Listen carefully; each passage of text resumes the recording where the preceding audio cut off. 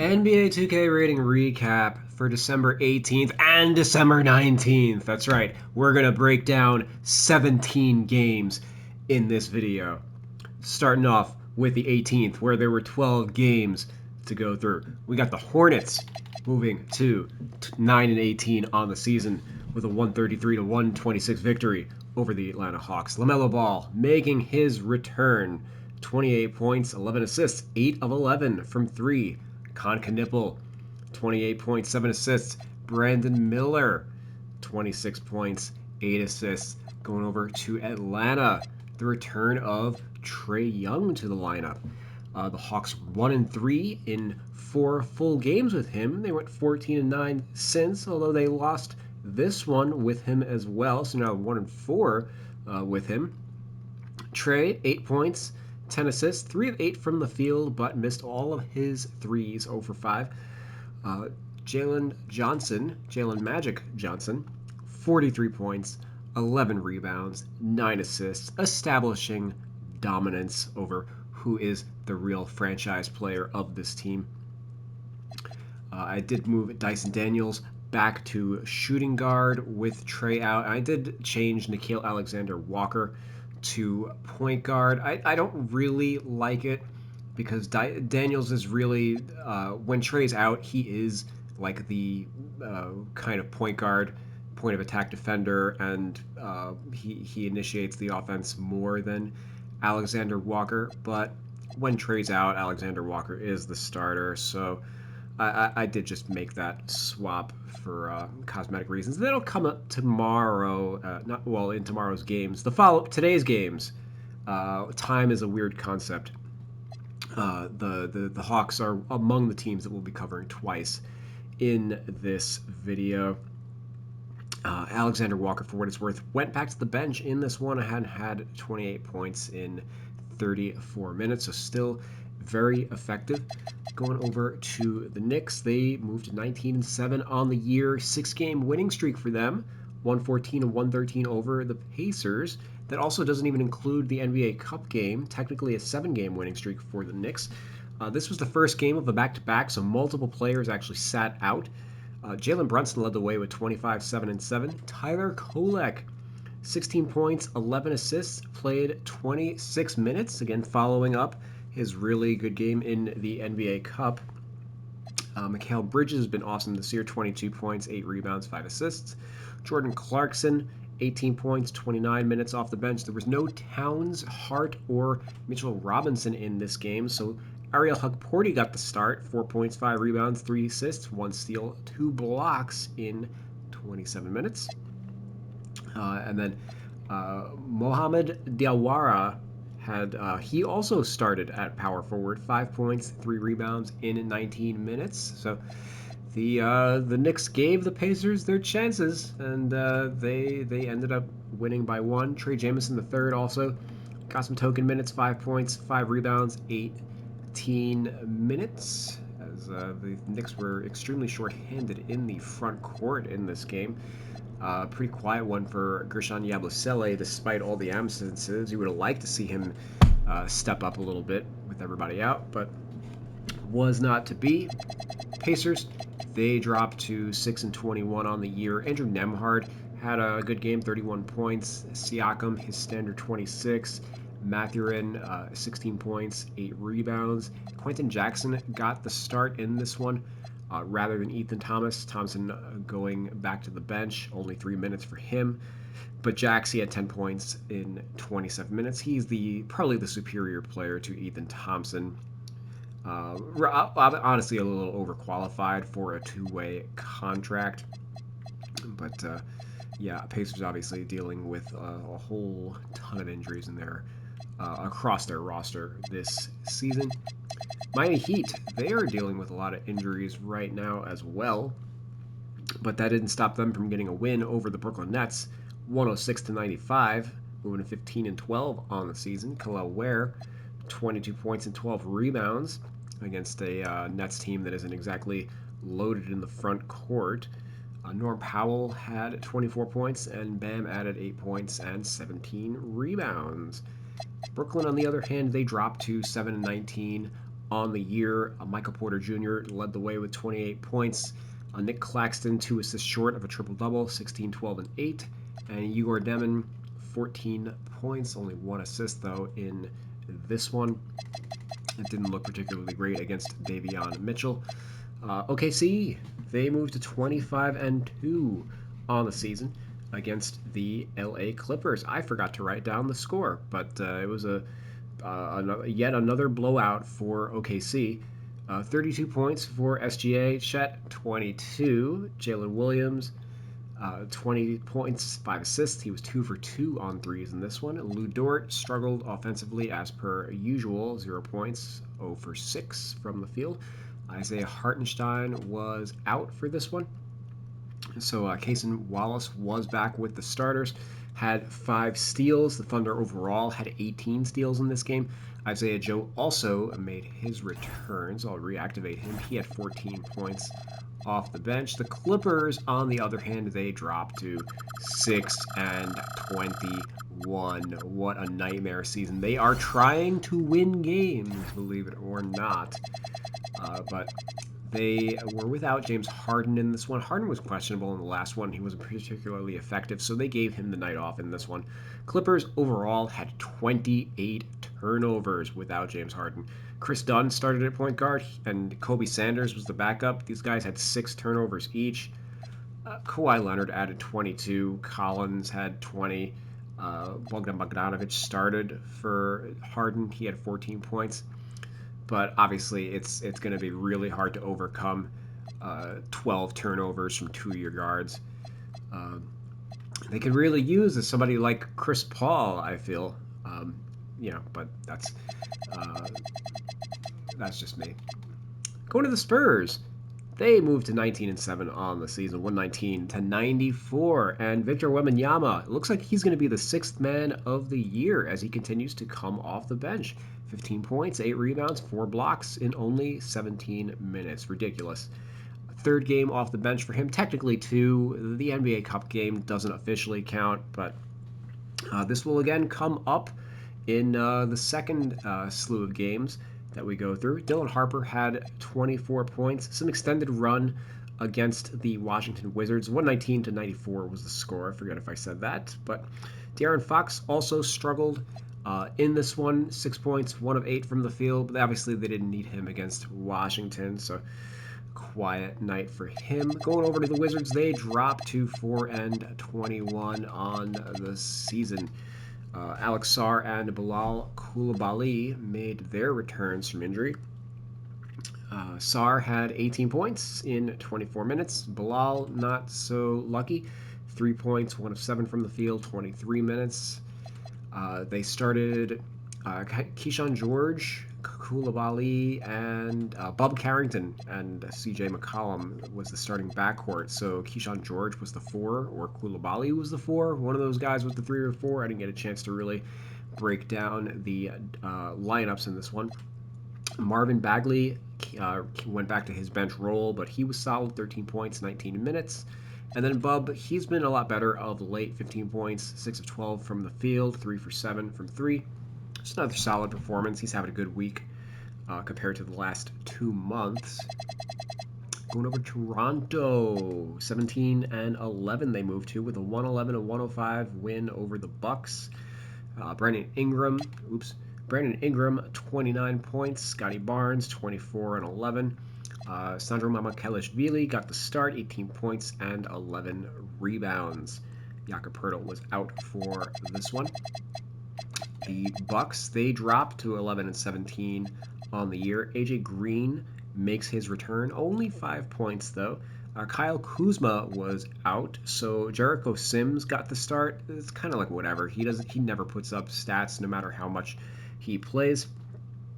Kevin Porter Jr., awesome game in this one, 22 points, 13 assists. And then the front court actually had a really big lines. Miles Turner, 21 points, one of his better offensive games. Excuse me. Got something in my throat. Again, worth noting that Mamu was the starter in this game. And then Bobby Portis, excuse me, something's in my throat.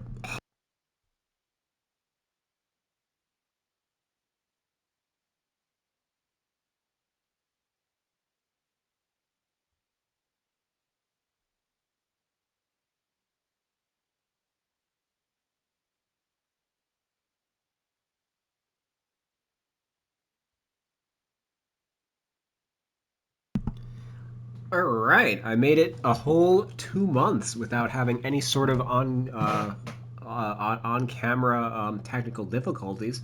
That was fun. Having a nice little potato chip in the back of my in the bottom of my throat.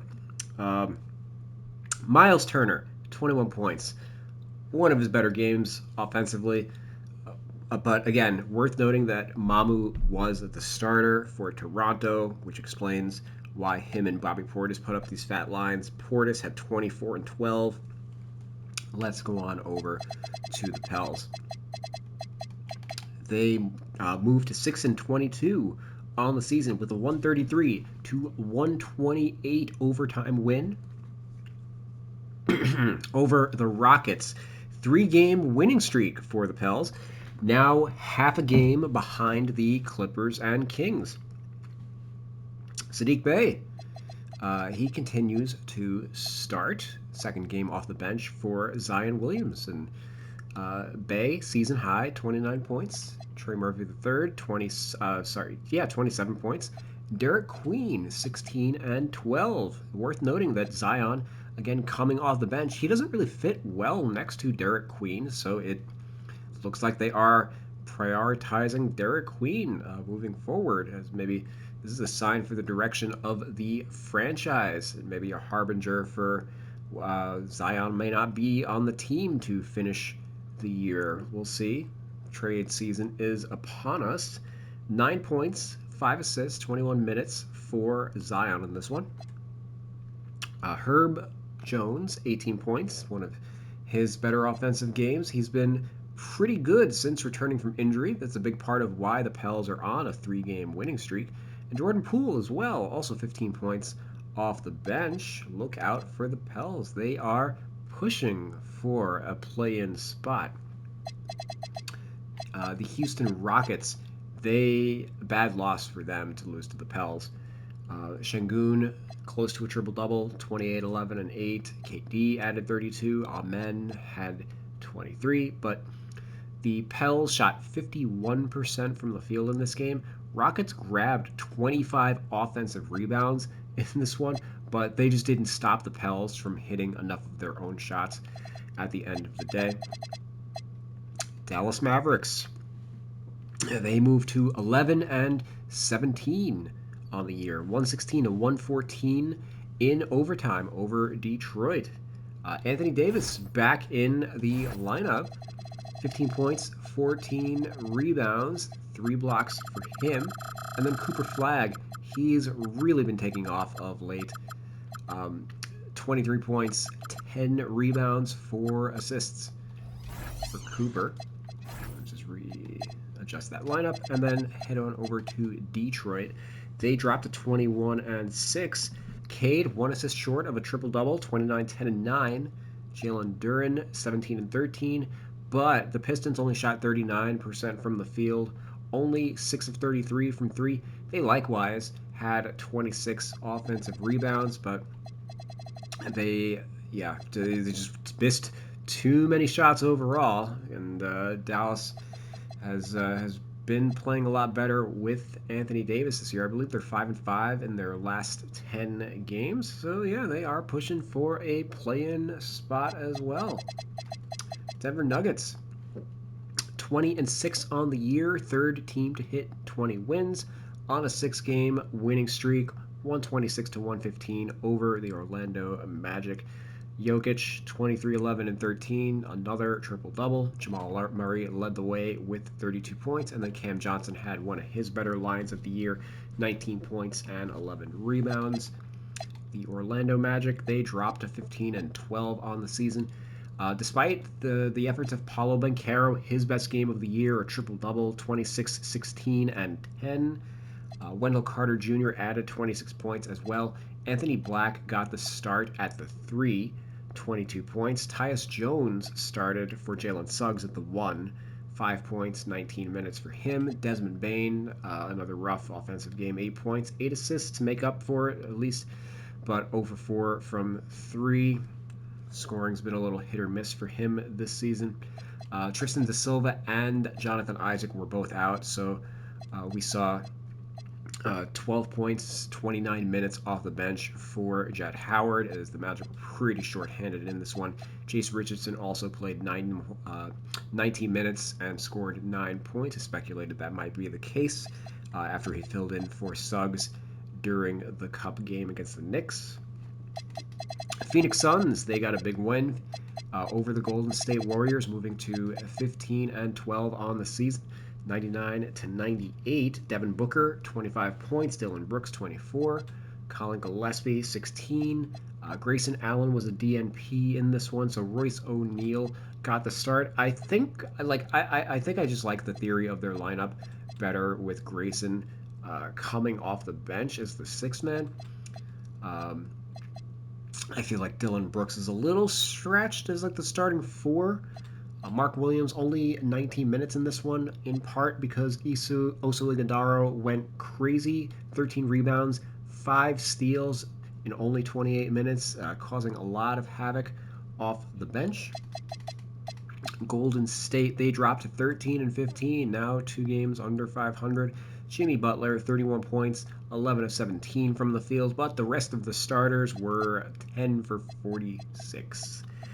Steph Curry, 15 points, 3 of 13 from the field. Quentin Post, 9 points, 11 boards, but shot 3 for 14 from the field. Just not good enough as a starter, just not efficient enough offensively. He's not really giving you much defensively. Podziemski led the bench with 18 points, but not much from the rest of the bench, highlighted by Jonathan Kuminga. He's in the rotation, but he, again, disappointed with his opportunity. 2 points, 1 of 5 from the field in 10 minutes. LA Lakers, they moved to 19-7 on the year with a blowout victory, or actually not a blowout victory, but a very high-scoring victory over the Utah Jazz, 143-135. It feels like all of the games against the Jazz have been like these high-scoring affairs for the Lakers. They would love if Utah was their opponent every game, especially Luka, 45, 11, and 14 with 5 steals. The only other player in NBA history besides Cade Cunningham to have a triple-double with 5 steals. LeBron James, 28, 7, and 10, close to a triple-double. Austin Reeves is out for a week or two. DeAndre Ayton's also out for a couple games. So Jackson Hayes getting the start in this one. Marcus Smart had 17 points, hit a lot of threes. Gabe Vincent also out for a week. So, the Lakers dealing with injuries once again, but they didn't. They got some good contributions across the board in this one to make up for it. Utah, they dropped to 10-16. Lauri Markkanen out again with the groin injury. He's gonna probably miss like about a week, I'd say. So Keontae George, 34 points, 8 assists to lead the way offensively, but he didn't get a ton of help. Ace Bailey, 19 points. Kyle Filipowski got another start, 6 points, 13 rebounds. Yusuf Nurkic was back in the lineup, 15 points, 8 rebounds, 7 assists. Isaiah Collier, 18 points, 13 assists, played next to George a lot. George has been operating more at the 2 since Collier returned to action. The Portland Trailblazers, they moved to 11-16 on the season, 134-133 in overtime, a third overtime. Like, this was a marathon of a day in the NBA. It's a lot to break down. Denny Avdia, 35 points. Shaedon Sharpe, 26. Jeremy Grant, 20. Klingon was back, 19. Kamara, 17. So solid contributions across the board in that starting lineup. And I'm sorry, they got the win over the Kings, if I didn't mention that before. The Kings dropped to 6-21 on the season, and they were without a few of their starters in this one. Zach LaVine, he's out. So DeMar DeRozan started at the 2 in this one. He had 33 points, 3 of 4 from 3. Precious Achiuwa got the start at the 4 in this one, pushing Keegan Murray down to the 3, which means this team was extremely spacing deprived. So the team so DeRozan was 3 for 4 on threes. The rest of the team 3 for 15 on threes. They were 6 of 19 overall. Raynaud had a career high 29 points, 11 rebounds. Russell Westbrook added 20 points and 10 assists. But yeah, they were not able. They had some chances. I think the refs kind of screwed them over towards the end of the game. But yeah, that's going to happen when you're the Kings. Going over to and sorry, I should know and that was December 18th, 2025 in the NBA. Now we're going to break down the 5 games from December 19th, 2025. Going over to the Boston Celtics. They moved to 16-11 on the year with a 129-116 victory over the Miami Heat. Derek White had a season high 33 points, 9 of 14 from 3. Finally, we're used to seeing these kind of games from White a lot more often last season. I'm not sure what his percentage is now on the year. I didn't get a chance to check any of the stats. If you'll note, I haven't really touched on anybody's rating changes or anything. I'm going to go through the official update tonight and then start working through rating adjustments over the next 2 days. I am off from work. This is the start of my weekend, so I'm gonna hardcore crunch ratings this entire weekend. Jaylen Brown, 30 points for him, another solid game.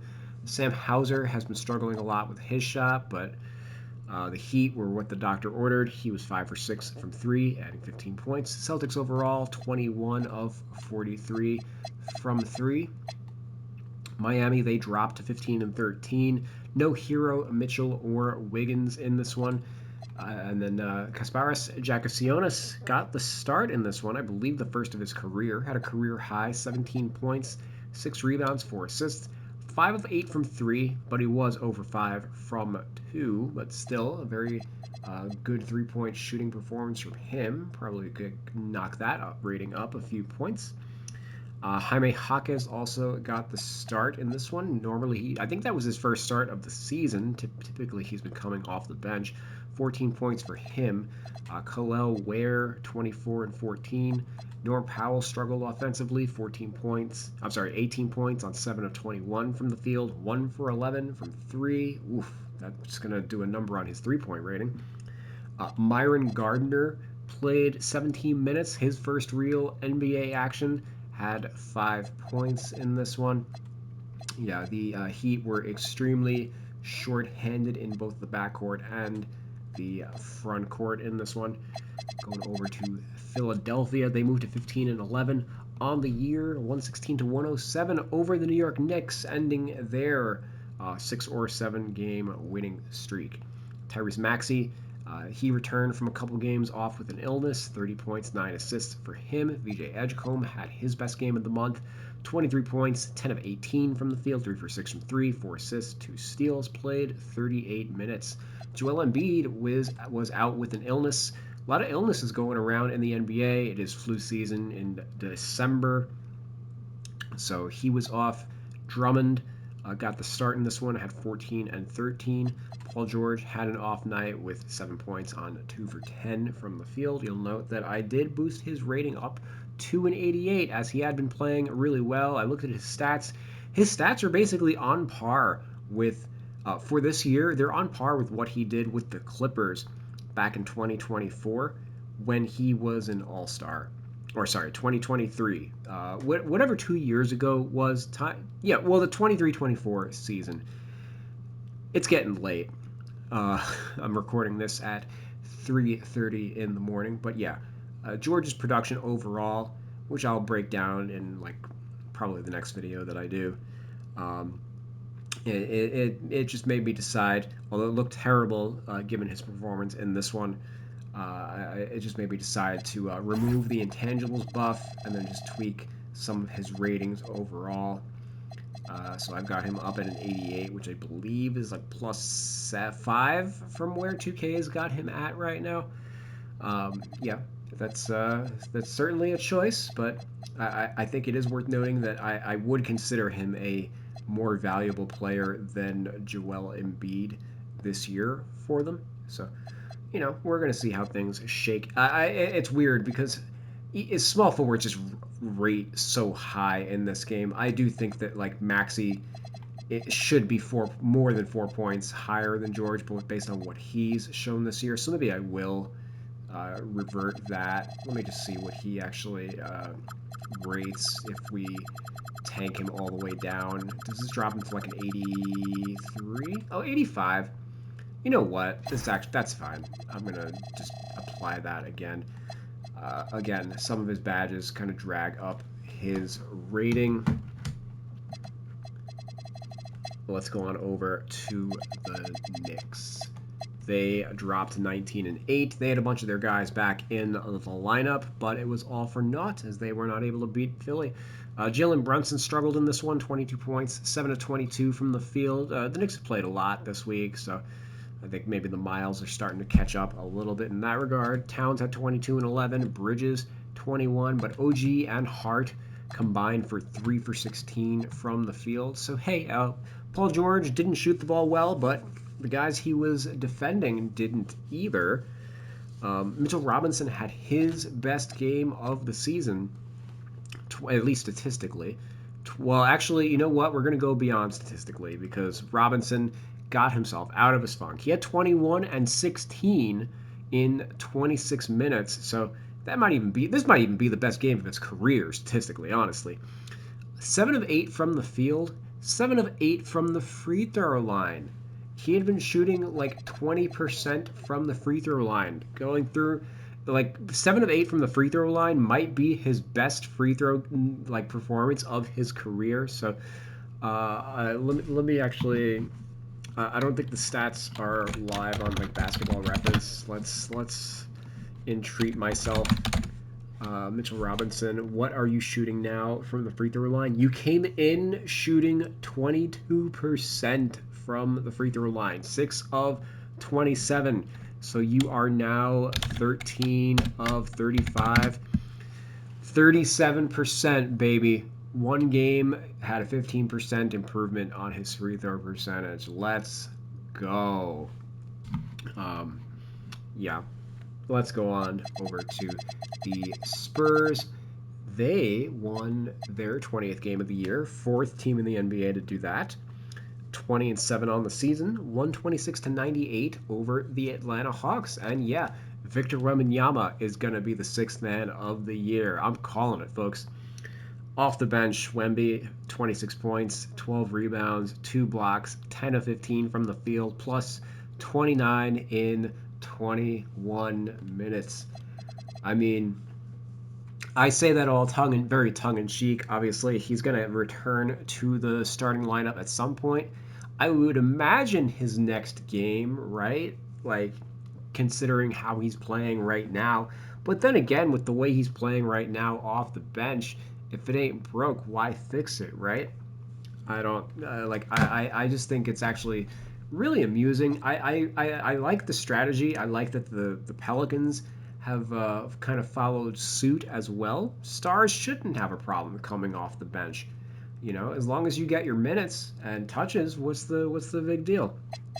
I love that Wemby's doing it for an organization where like Manu Ginobili came off the bench when he was probably like the 3rd best shooting guard in the NBA for most of his career. The Hawks, they dropped to 15 and 14 on the year. Trae Young was out for this one, given that it was a back-to-back and he just came back from his injury. So Nickeil Alexander-Walker, he returned to the starting lineup. He had 23 points, but the rest of the team was pretty off offensively. Jalen Johnson, 17 points, 11 rebounds, 6 assists. I mean, that's pretty close to what he averaged last year, but for this year, that's a disappointing line for him. He did also have 7 turnovers, though, so not his best game, certainly. The Chicago Bulls, They got the win over the Cleveland Cavaliers, 136 to 125. Bulls moved to 12 and 15 on the year. Vooch and Buzelis had 24 points each. Really, the big story is Cleveland is just completely they're free falling right now. Already without Evan Mobley, they were without Donovan Mitchell in this one.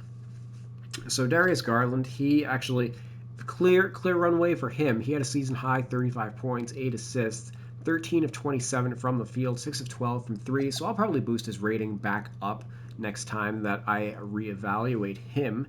Tyrese Proctor got what I believe is his first career start, 16 points for him filling in for Mitchell. But obviously, they were really lacking in talent in this one. Jalen Tyson has been starting for DeAndre Hunter. Hunter has completely fallen by the wayside offensively. They're hoping that him returning to a six-man role will get him going. Lonzo Ball is not really an offensive player, so you've got Thomas Bryant and Naquan Tomlin as your 8th and 9th man in this one. Craig Porter Jr. was also out. Yeah, woof.